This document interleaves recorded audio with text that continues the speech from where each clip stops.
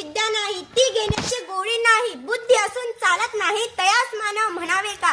ओळखलत का? म्या सावित्री. सावित्री ज्योतिराव फुले. सातारा जिल्ह्यातील खंडाळा तालुक्यातील नायगाच्या खंडोजी नेवेसे पाटलांची मी कन्या. अवघ्या 9व्या वर्षी ज्योतिराव फुले नावाच्या माणसाशी माझं लग्न झालं आणि हळूहळू मला कळायला लागलं की ज्या माणसाशी माझं लग्न झालं ना, तो काही सर्वसाधारण माणूस नाही, या जगाला ऊर्जा देणारे क्रांती सूर्य आहे. त्या काळी बायांनी उमरा ओलांडण्याची पद्धत नव्हती. बाईच्या जातीनं कसं, आपण बरं, आपलं घर बरं, आपल्या घरातील माणसं, स्त्री पुरुष, उच्च नीच असा लय भेदभाव होता. पण या सर्वांवर एकच उपाय होता, ते म्हणजे शिक्षण. शिक्षणाचा ध्यास हा खूर ज्योतिरावांच्या मनात होता.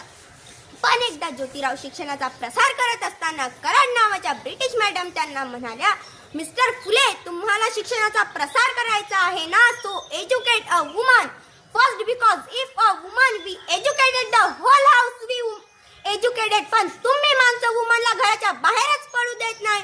So bad mister Phule. झालं ते माझ्याकडे पाटी पेन्सिल घेऊन आणि मला म्हणाले, सावित्री, आजपासून मी तुला शिकवणार. झालं, सुरू झाला माझा अभ्यास. काना, मात्रा, विलांटी, आकार, उकार, बे क बे, बे दोन्ही चार, बे त्रिक साय ह्या अभ्यास मी लिहायला शिकले, वाचायला शिकले आणि काव्य सुद्धा रचू लागले. अशातच 1 जानेवारी, होय शनिवारी, 1 जानेवारी 1848 ला पुण्यातील भेडेवाड्यात आम्ही पहिली शाळा सुरू केली आणि मी पहिली शिक्षिका, मुख्याध्यापिका सुद्धा. शेडपटासारखं जगाल तर काम तमाम होईल, पण जर वाघासारखं जगाल तर नाम होईल. पण समाजाचं माग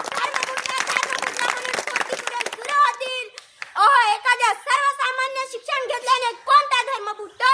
इतका टकलालो असतो का धर्म? धर्मासाठी माणूस असतो की माणसासाठी धर्म? शाळेत जाताना चिकन फेकले, मी सहन केलं. शेण फेकले तरी मी सहन केलं. थुकले तरी मी सहन केलं. आता माझ्या सहनशीलतेचा अंत झाला होता आणि अचानक एक धतिंगड माझ्या समोर येऊन बोलतो, एक टवळे कुठे निघाली? आधी आमच्या पोरीबाईंना शिकवणं बंद कर. अगं, तुला तुझी अबू प्यारी की शिक्षण कदाचित त्याला माहित नसावं की आम्ही सुद्धा ज्योतिरावांच्या पत्नी आहोत. अशी घेतली आणि दणकन त्याच्या कानाखाली लावली, सुनावलं. आज आलाय, थोबाड फुटलं तर पुन्हा आला तर तुझ्या रक्ताने ही धरती रंगवीन.